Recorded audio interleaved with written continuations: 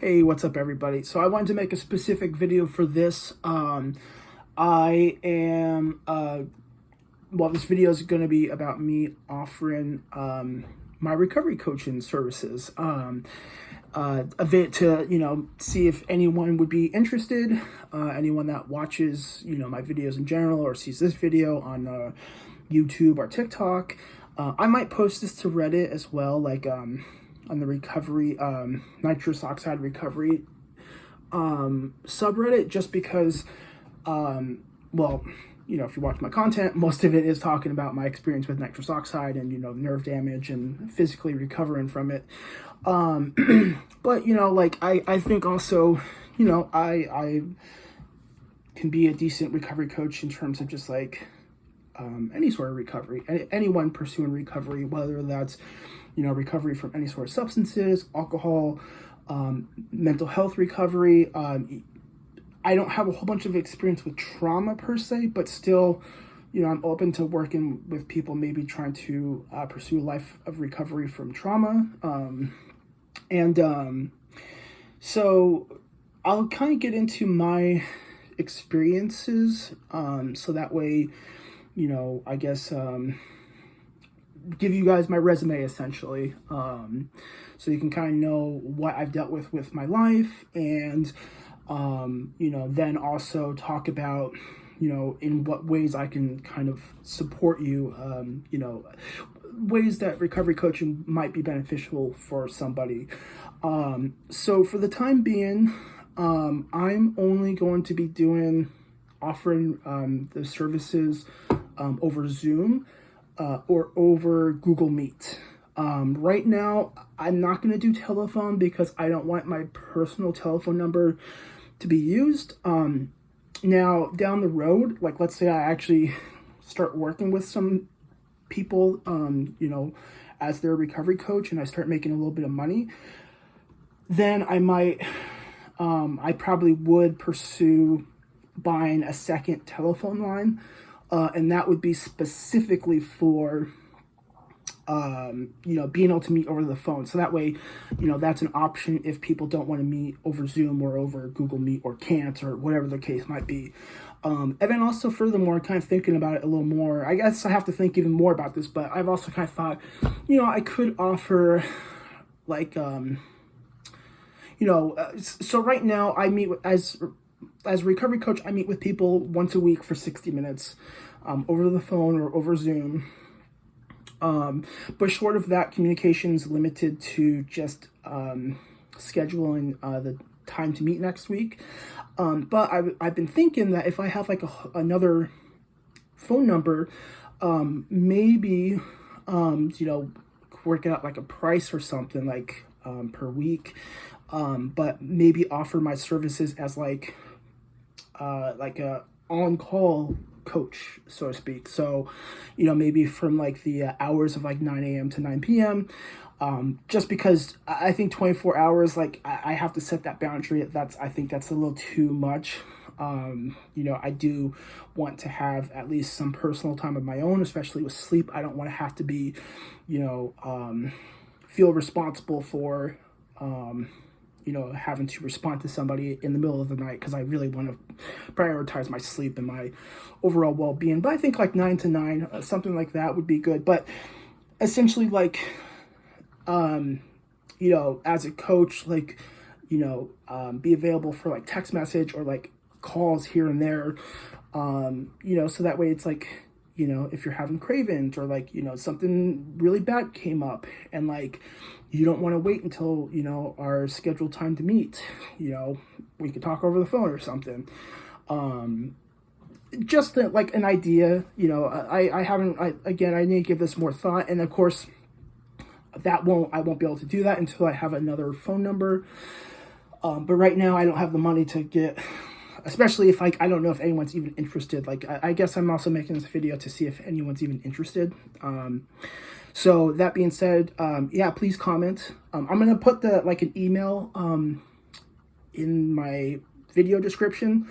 I can't do it on TikToks, but On YouTube, I'll have an email where you can reach out to me. I'll try and check that daily, but also it's like if you're interested, even if you don't want to like commit to it yet, but it's like if you're interested or like might be interested, please leave a comment. Let me know what everyone thinks, like, and then, you know, if you are serious about it, then it's like, you know, I can always respond to your comment with like an email, you know, that you can reach me at or work something out. But I don't know if anyone would be interested. You know, typically, like I earn a $20 stipend per 60-minute meeting, so I think I would probably charge about $20, maybe like 25. I'm not sure. Like, you know, I'm willing to work with people. And then payment would probably be like I have a PayPal donation link. I'll include that on the YouTube video description too, just so that way it's there. And if anyone's like feeling generous, you know, like, and just wants to donate, like, I would greatly appreciate it. But you know, I'm not expecting that, but at least that way it's like, it's there. So that way it's like, if someone is interested and like we do meet, like you have like you can just go to this video and like click the link. That way it's like there, if that makes sense. But yeah, so, you know, kind of going through my history, you know, right now I'm 36 years old. I live in a sober living house. I've lived here for, a bit over 3 years. I moved in, April 1st of 2022. And I've been sober since then. So I have, just over 3 years of sobriety. My sober date is March 30th of 2022. So, you know, I'm not like, I don't have like over a decade or something, like, you know, I don't have like a whole lengthy time of sobriety, but I feel like 3 years like I feel pretty solid in my recovery, and that's also why like I feel pretty solid in like opening up or trying to like work with more people. I've been doing recovery coaching for the organization I work for about 2.5 years. So been doing that for at least a few years. I really enjoy it a lot, and that's also why I like, you know, hopefully there might be some people interested. Sorry if you guys can hear the vacuum cleaner. One of the housemates is doing their chore, so hopefully that's not too disruptive. I'm not going to redo this video just because it's already 7 minutes long, and I don't think you guys can probably hear it that much. So I'm 36. I've had a history of, well, mental health. Oh, that is pretty loud. Oh, fuck. I don't know. I'll keep doing this, and then I might have to restart this video. Oh, okay, there we go. So I've had a history of substance abuse since like 17, 18 years old. I first started with marijuana, did have, you know, drink a few times to the point of like alcohol poisoning, and then so that kind of turned me off from alcohol. Mostly until I was 21, and then I've been drinking, you know, quite a bit since 21, but started off with marijuana. I then got into cough syrup, used a lot of cough syrup, you know, used a lot of LSD, mushrooms. I mean, I've gone through the whole gamut of substances, nitrous oxide off and on, of course, with, you know, a big binge, you know, in 2019, which led, well, 2019 into 2020, which led to the nerve damage. But you know, pain pills, hydrocodone, oxycodone, methadone. Let's see. I've smoked heroin like a few times. I don't have a lengthy history with that. Fortunately don't have any history with IV substance use. So I don't have that experience, so to speak. Cocaine, other stimulants, MDMA. I mean, just there's so much stuff. And then like some like more random ones, like, you know, like I'm just thinking like 2CT2, which is like, I guess kind of like LSD a little bit. So yeah, so, you know, up until when I got sober, so that was like at 33 years old. So that's like 15 years of substance use, various substances, kratom, salvia. I mean, just all sorts of stuff. And you know, it's like just because like I might work with someone that has like a history of like abusing other things, like doesn't mean I can't be an effective coach. But I find it to be especially helpful to like work with people that have similar experiences because I can relate a little bit more, maybe provide a little more empathy, share what I've been through, you know, what has worked for me, what hasn't worked for me specifically, especially like, like with the nitrous oxide, especially since it's so niche. Evan, with mental health, I wasn't formally diagnosed with depression and anxiety until 2013. So decent while ago, and that's when I started becoming, I was put on medication. But I would say like I was undiagnosed with depression and anxiety like since like mid-teens. Dealt with depression and anxiety symptoms since then. I also was diagnosed ADHD in first grade. I was medicated for that, you know, like Concerta, Adderall, then eventually Strattera, which is a non-stimulant medication. I wasn't on that for very long, but I stopped taking ADHD meds like when I was about 17 years old, like in high school. So a little bit of experience with that. Education wise, I do have 2 degrees. I have a bachelor's of science in biology. I have an associate's in nursing. I've worked various jobs off and on. I did work as a nurse for a little over 3 years, a registered nurse in behavioral health and also in detox and inpatient. So, you know, I have some experience kind of from the clinical side of things. But of course, I've also had experience being a patient.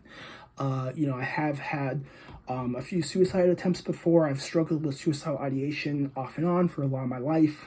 Even, with things going as well as they have and, being in recovery, I still struggle with thoughts of like passive suicidal ideation or like wishing to be dead.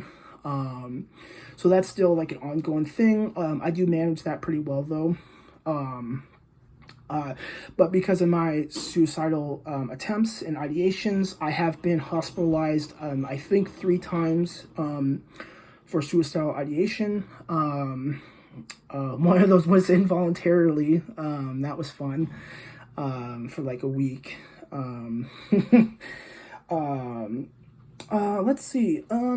Yeah, I guess that's kind of the things that kind of come to mind. I've talked about it in one of my videos or some of my videos. I do have a legal history as well. I was arrested twice. One time I was arrested for reckless driving, resisting arrest, and malicious mischief 3 on Christmas Day 2019. That was primarily because of a bad altercation with the police as a result of my psychosis from the nitrous oxide abuse. That ended really poorly. I got tased multiple times and like got a good beat down because I wasn't being cooperative. I wasn't fighting them, but I wasn't being cooperative. Evan, later in June 2020, I got a DUI. I have a little bit of legal involvement. I did get accepted into mental health court for those 3 charges I picked up on my first arrest. I did do about 8 months in mental health court. Part of that was I kept messing up and drinking. I just had a hard time not drinking alcohol, especially like I still just didn't really have any other way that I felt I could effectively cope with all the destruction and damage I caused from the nitrous oxide abuse, from Evan the nerve damage and losing my nursing job, losing my nursing license. Not that I excuse that, I'm just saying like that's, kind of the reason why I struggled so much. So part of my sanctions, I did eventually have to go to inpatient, and then I did go to Oxford House, which I stayed in for like a month and a half, and then drank and got kicked out. At that time, I was also kicked out of mental health court. I spent about 20 days in jail. So not a long time, with incarceration, but, a little bit of involvement in, being in jail as well. And then afterwards, I've been on probation since then. I still am. I think I'm for 5 years, which I think is like ridiculous, but it's unsupervised, or it's like I don't check in anymore, which is nice. So it's like, for me, it doesn't really bother me. But I'm on probation for that DUI. So, yeah, so that's kind of it, as a whole, just so that way you guys kind of have an idea of like what I've been through, and like, maybe, you can relate, or like you've had similar experiences. And so with coaching, I think the main benefit is, I think it's just nice to have somebody that has shared lived experience, or similar lived experience with addiction and mental health. Because I think it's helpful. Like, I've worked with therapists before, and like, yeah, they're helpful, but at the same time, it's like, sometimes it's really hard to like open up to them and like build rapport with them when they haven't been through that. So it's like, they can't relate. They don't understand what that's like. So working with a coach, like, I think it's easier to kind of open up. I'm not here to judge you. I'm not here to tell you what to do.